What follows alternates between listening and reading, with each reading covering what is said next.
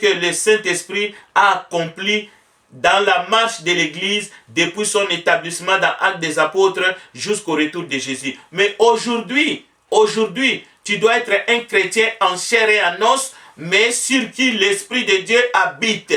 Alors, le Seigneur n'est pas là pour jouer comme un paravent, c'est-à-dire le Seigneur n'est pas là comme un bouclier, mais dans le sens humain. Non.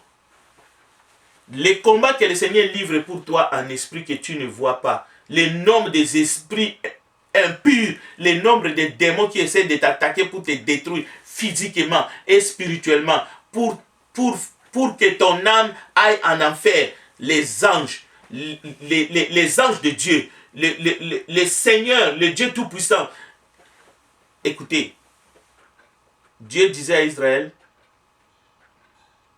gardez le silence, je combattrai pour vous. Alors, nuit et jour, l'armée céleste, d'ailleurs, tu es sur bonne garde, tu es sur bonne escorte, chrétien. N'ayez pas peur, ne craignez pas celui qui tue le corps et qui ne peut tuer l'âme. Il y en a même qui veulent maintenant aller chercher des miracles et ils sont chez eux. Si quelqu'un vient tomber à la porte et toquer à la porte, ils disparaissent. Mais il y en a qui ont les miracles des Kangrela. Est-ce que ça vient de Dieu? Quelqu'un qui disparaît, on lui tire une balle, il disparaît. Et ça vient de Dieu? Non, ça ce sont des fétiches, ce sont oui, c'est du fétichisme, c'est des choses, mais ça ne dure qu'un temps, mais après, tu finiras par avoir une balle. Mais pas seulement une balle, mais après ta vie ici-bas, tu iras en enfer, c'est tout. Alors, les chrétiens ne sont pas dupes. Que personne ne vienne vous embrouiller avec des prodiges mensongers.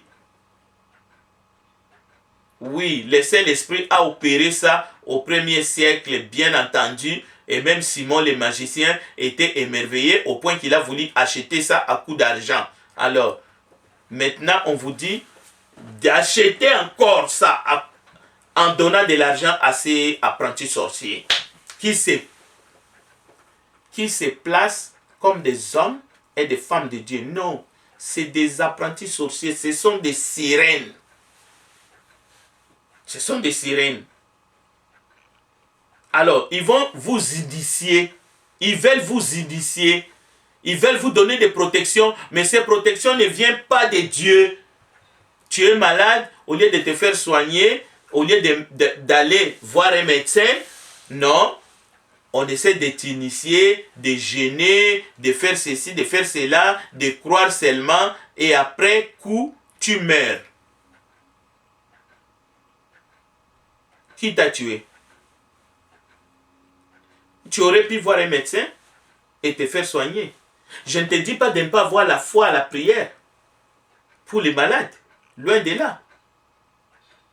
Mais avoir la foi à la prière qui guérit, qui sauve les malades, et refuser les traitements, que ce soit médecine moderne ou même traditionnelle. Nous l'avons vu, le cas d'Ézéchias. Ézéchias a été guéri, ce n'était pas à l'aide seulement de ce que Dieu a dit. Oui, Dieu a dit à Élie. Mais après, qu'est-ce qu'Élie a fait? Il a appliqué quelque chose dans les jambes d'Ézéchias. Alors ne soyez pas idiots, n'écoutez pas ceux qui vous disent des choses, mais vous êtes conscient, vous ne voyez pas ces choses. Et d'ailleurs, même si vous les voyez, même si vous voyez que la lune est tombée, ou vous entendez, on vous dit qu'il est là, vous courez, vous voyez des prodiges mensongers. Alors, tout en état chrétien, Jésus avait dit, vous allez perdre votre charité, vous allez perdre votre foi. Parce que vous êtes matérialiste.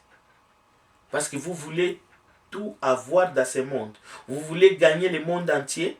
Alors que l'Écriture nous dit de ne pas aller vers ceux qui prédisent l'avenir, de ne pas aller vers les sorciers. Mais toi, parce que tu vois que les sorciers a véritablement soulagé ou donné du succès à un tel, à un tel, tu dis, ah c'est vrai, je connais ce gars, il est allé voir une maman, et cette maman-là lui a lavé tout nu. Et puis, aujourd'hui, tous les hommes lui tombent dessus, donc je dois aller.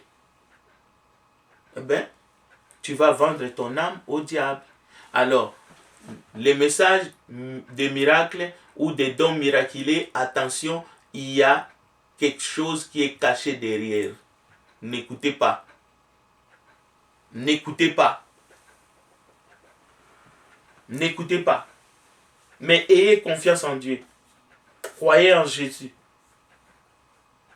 Pierre disait, vous qui croyez en lui sans l'avoir vu. Donc, moi je vous demande de croire en Jésus. Oui, à tout point de vue. Si vous êtes malade, priez Jésus. Mais faites-vous soigner. Prenez soin de vous.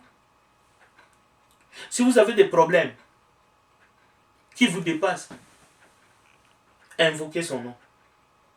Mais avant de faire tout cela, donnez-vous vous-même à Dieu. Mettez de l'ordre dans votre vie. Abandonnez-vous entre ses mains. Qu'il soit votre seul Seigneur. Vous ne pouvez servir Dieu et Maman. Vous devez être tout entier en lui. Et surtout,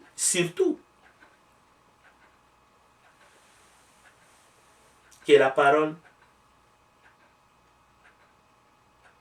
soit une lampe. Que sa parole soit une lampe à vos pieds. Suivez ses consignes. Marchez dans la lumière. Mais, cherchez toujours à faire sa volonté. Cherchez ce qu'il adore en toute simplicité, en esprit et en vérité. Faites-vous-en des amis et priez, priez, priez. Ayez du zèle, mais pas sans connaissance. Que Dieu vous bénisse. Nous allons terminer par une petite prière. Prions ensemble. Nous allons aller à la campagne. Priez pour nous aussi pour la campagne. Éternel, nous te bénissons pour ces moments. C'est un sujet qui est d'actualité dans ce monde parce que nous, humains, nous cherchons toujours à voir avant de croire. Et c'est le contraire que tu nous demandes. Mais nous savons en qui nous avons cru. Père éternel, aide tes enfants à ne pas chercher n'importe où et surtout pas dans les poubelles. Tu es un Dieu qui nous aime. Tu as envoyé ton Fils Jésus pour nous sauver et il nous a donné sa parole. Que cette parole soit notre guide. Permets que nous ne puissions pas suivre les mauvais bergers. Car le Christ étant dans ce monde, il a dit, tous ceux qui sont venus avant moi sont des voleurs. Et les brebis ne les ont pas écoutés. Permets que nous puissions les suivre. Lui, notre seul berger, notre bon berger. Permets que nous puissions distinguer sa voix du milieu de plusieurs voix qui nous interpellent.